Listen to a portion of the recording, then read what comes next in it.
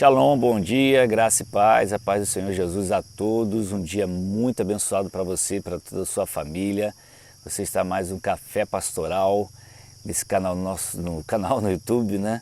Eu quero explicar a você uma coisa importante, dizer para você que nossos vídeos não são editados, então por vezes você pode ouvir alguns ruídos, algumas coisas, alguns animais passando aqui por trás onde nós estamos. Então faz parte do processo, tá bom? A gente ainda não usa toda essa tecnologia. O que nós queremos é deixar uma palavra de Deus ao seu coração, para que você possa ser ministrado e crescermos juntos. Então, nesse canal, se você não está inscrito ainda no YouTube, faça a sua inscrição, é muito rápido, deixe seu comentário no final, como é importante seu comentário, você não faz ideia da importância do seu comentário, deixe seu like ou seu dislike, né? E se você está pelo Instagram, pelo Facebook ou pelo WhatsApp, assistindo esse vídeo agora, dê um pulinho lá no YouTube, faça a sua inscrição em nosso canal, participe desse projeto, seja canal de bênçãos também, né? Canal como instrumento de Deus, nas mãos de Deus na sua vida. Bom, nós estamos conversando sobre fidelidade,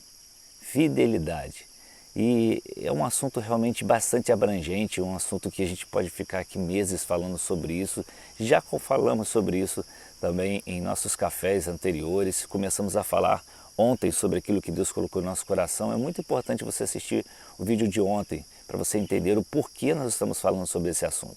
Deus tem me incomodado a respeito disso. Nós estamos encerrando o ano de 2020, um ano, como disse ontem, cheio de histórias para contar. E não ficamos imaginando que a partir do dia 31, meia-noite para primeiro, né, de 31 para primeiro, tudo vai mudar. Eu espero que mude, em nome de Jesus. Né? Mas a vida continua, querido. Nós continuamos nas mãos do Senhor. Para Deus não existe esse calendário que nós temos aí não. Para Deus o tempo é diferente, né? Não é como o nosso. Nós somos limitados, colocamos 24 horas, colocamos 12 horas e marcamos horários. Deus ele tem um controle de tudo, ele tem um controle de tudo. Deixa eu te falar, então um texto da palavra de Deus agora, que veio ao meu coração e eu queria compartilhar com você sobre esse tema fidelidade. Olha só o que diz 2 Timóteo capítulo 2, a partir do versículo 11, esta palavra é digna de confiança. Se morremos com ele também viveremos. Se perseveramos com ele, também reinaremos. Se o negamos, ele também nos negará. Se somos infiéis, ele permanece fiel, pois não pode negar-se a si mesmo. Olha só o que está dizendo. Se somos infiéis, ele permanece fiel, pois não pode negar-se a si mesmo. Se temos que falar sobre fidelidade, obviamente temos que falar da fidelidade de Deus.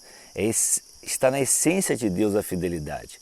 Como diz aqui o texto, se nós formos infiéis, ele permanece fiel porque não pode negar a si mesmo, negar-se a si mesmo, porque faz parte da sua essência. Deus é fiel em todo tempo.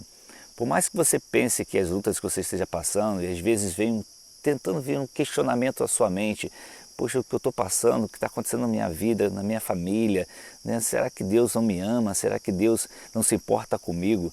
Querido, Deus se importa o tempo todo com você, Ele é fiel. Conversava ontem com um familiar sobre esse assunto, aqui batendo um papo com um primo, e falamos sobre, ele até brincou comigo, falou assim, se eu fosse Deus, Deus me deixasse ser Ele por 5 minutos, eu ia fazer uma limpeza na terra, né? Eu ia acabar com tudo, eu ia acabar com uma porção de gente, essas pessoas maldosas, eu ia acabar com eles. Aí eu falei, é verdade, se nós fôssemos Deus, eu acho que essas pessoas estariam todas já mortas, né? Nós iríamos acabar com todos eles. E graças a Deus que nós não somos, porque Deus é misericordioso, sua misericórdia nos alcança todos os dias. Porque eu conheço tantas pessoas que eram assim e que hoje não são mais porque são lavadas pelo sangue do Cordeiro e hoje são pessoas novas, porque a gente não consegue ver o dia da manhã, porque nós não temos essa capacidade.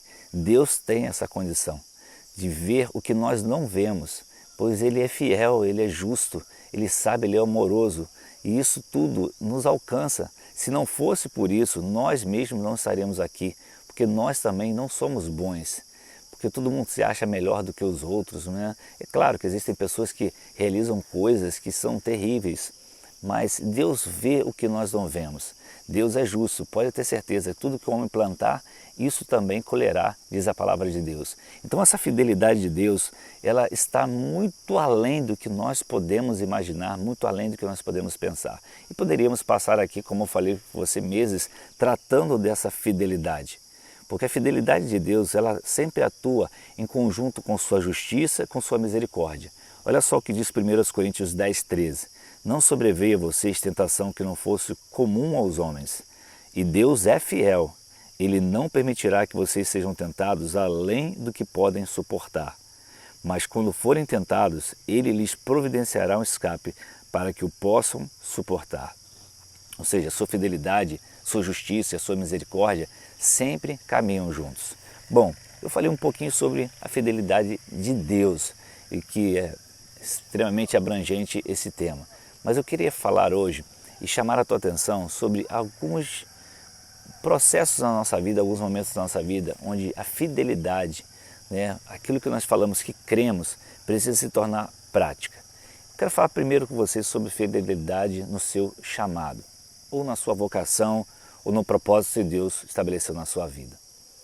Sabe, queridos, eu conheço tanta gente que Deus chamou, que Deus convocou, que Deus entregou dons, que Deus entregou talentos, Deus separou mesmo para tantas coisas, talvez para uma liderança, talvez para um trabalho com crianças, com adolescentes, com jovens, Ou seja, eu não vou aqui citar o que, mas com tantas coisas que nós temos como propósitos na vida, e hoje deixaram esse chamado de volta, esse chamado de lado, esse propósito de lado, e não vive mais isso.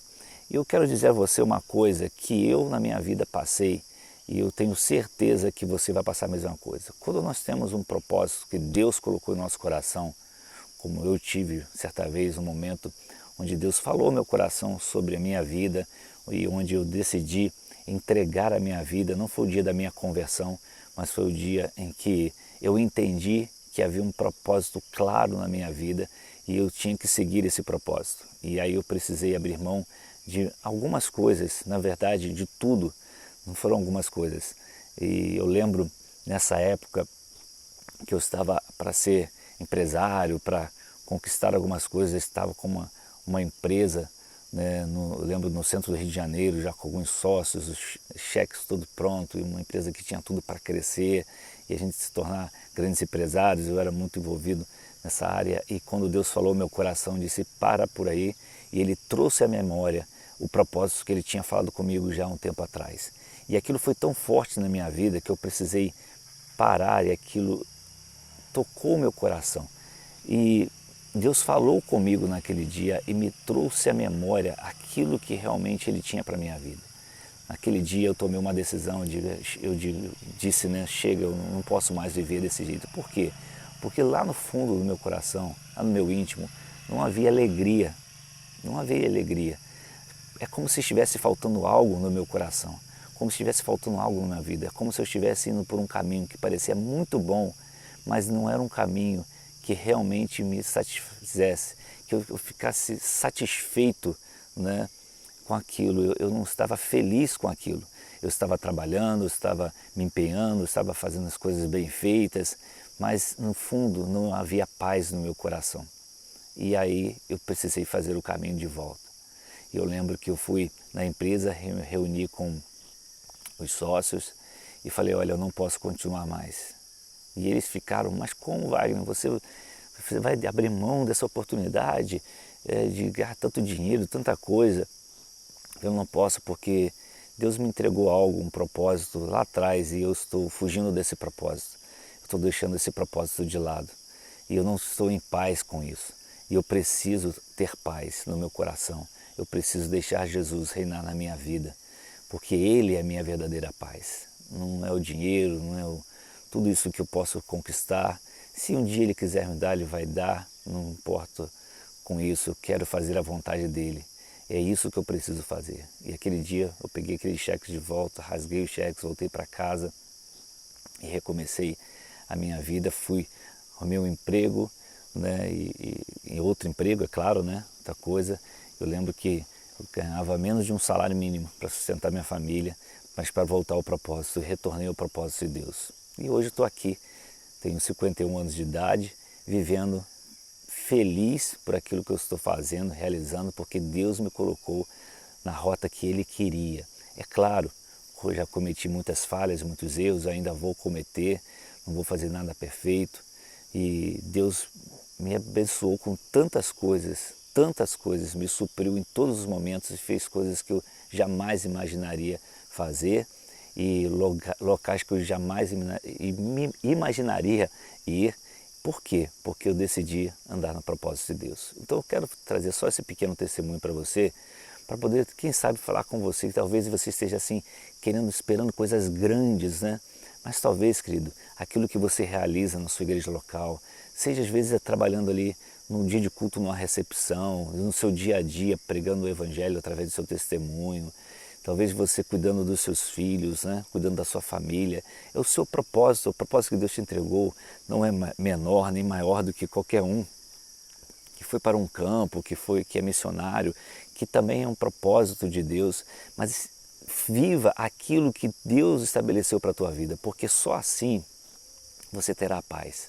Talvez você tenha deixado uma liderança de um pequeno grupo de lado, você se cansou, você se desgastou e como se a gente se desgasta mesmo, e isso já passei por isso, por esses momentos e vou passar ainda, mas eu sempre olho para Jesus e sempre encontro pessoas que Deus usa para me ajudar nesses momentos. Então pense sobre isso, se você está na rota que Deus colocou para a sua vida realmente, se o propósito que Deus estabeleceu para a sua vida, você está vivendo. Talvez você esteja envolvido com tantas coisas. E olha que nós vivemos um ano que tantos planos foram feitos e a vida nós definimos, né? Nós entendemos claramente que está nas mãos de Deus. Então volta para o propósito, volta para o chamado, volta para aquilo que Deus estabeleceu para a tua vida. Você vai trabalhar, você vai fazer essas coisas, você vai sustentar sua família, mas Deus vai estar no controle de tudo. E você vai estar andando na rota que Ele estabeleceu para você.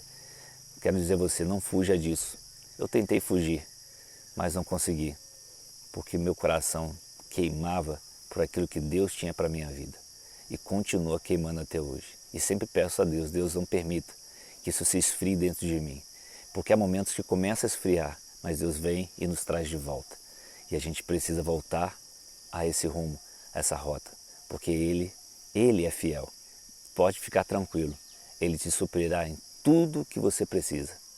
Deus não nos prometeu riquezas, Deus nos prometeu prosperidade. O que é prosperidade? Ele vai te suprir em todas as suas necessidades. Isto é prosperidade. Deus nos suprirá em tudo o que nós precisamos.